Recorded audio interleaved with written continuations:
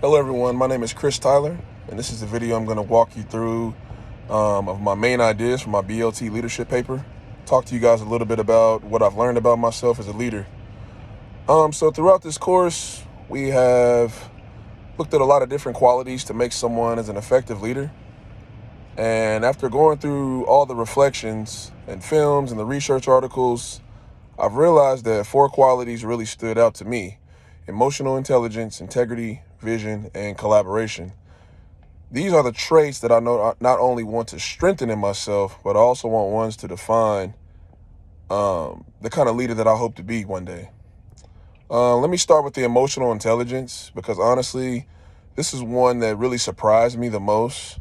Before this class, if someone said the words emotional intelligence, I probably would have thought it was just another buzzword. But as I dug more into the research and the reflection on the artifacts, it started to make a lot of sense to me. I think the leadership is just about telling people what to do. It's about understanding people. It's about controlling your reactions, listening before you speak, and being aware of how your words affect others. I think, for an example, when I reflect on the Dead Poets Society, what really stuck to me was how the teacher connected with all the students. He didn't control them through force. He influenced them because they trusted him and felt like they can understand. That's the kind of leader I want to be. And after reading Goleman and some of the other scholars, it became clear that emotional intelligence is something that you can actually build. So that's definitely one area I'm actively trying to grow in. I think the next big quality for me would be integrity. And honestly, this one feels the most personal because I've always believed that doing the right thing matters, even when nobody's watching. But looking at leadership through the lens of integrity really hit home for me. Leaders really set the tone. Their actions either build trust or they destroy it. When we read and reflect on The Hate U Give, the theme of the moral of courage really stood out to me. I think standing up for what's right is easy, but sometimes it means speaking up when everyone around you is silent and doesn't want to. But what do true leaders do? They don't take shortcuts. They don't compromise their values for convenience. Research we have had backed up to the Polanski said, talked about how integrity is basically the foundation of leadership and how completely agreed upon. If people can trust you, they'll follow you for long. The third quality I focused on was vision. Having a clear sense of where you're going and why it matters. This is another one I used to think more of was a cooperative buzzword, or even a corporate buzzword for that matter. But studying leaders like David Neilman, I realized how important it is. He didn't just want to run the airline.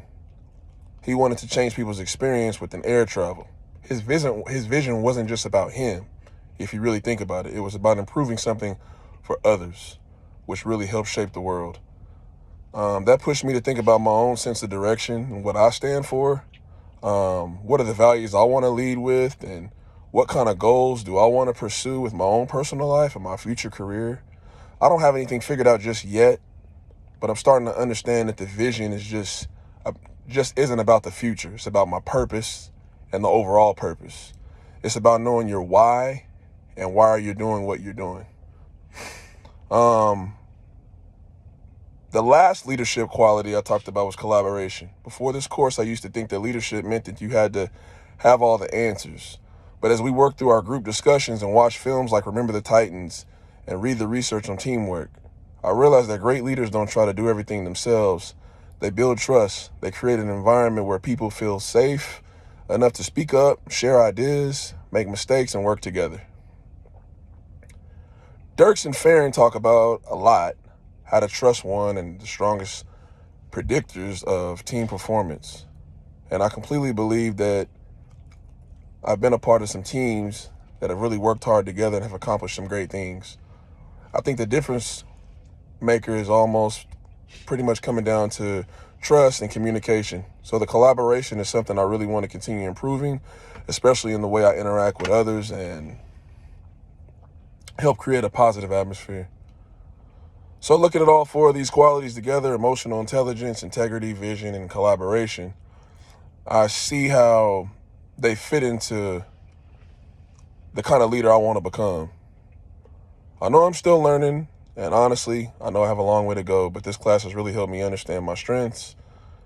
It really helped me with my empathy and my honesty, and also helped me see the areas that I want to grow in. I think overall writing this entire paper and going through these reflections really helped me put my thoughts together. It gave me a clearer picture of the type of leader I'm becoming currently, not only in my workplace, but also in my personal life too. Leadership isn't just becoming a role to take on, it's really a part of who you are. And I want to keep working on these qualities to make me the best positive impact wherever I go. So that's my reflection. Thank you guys for listening.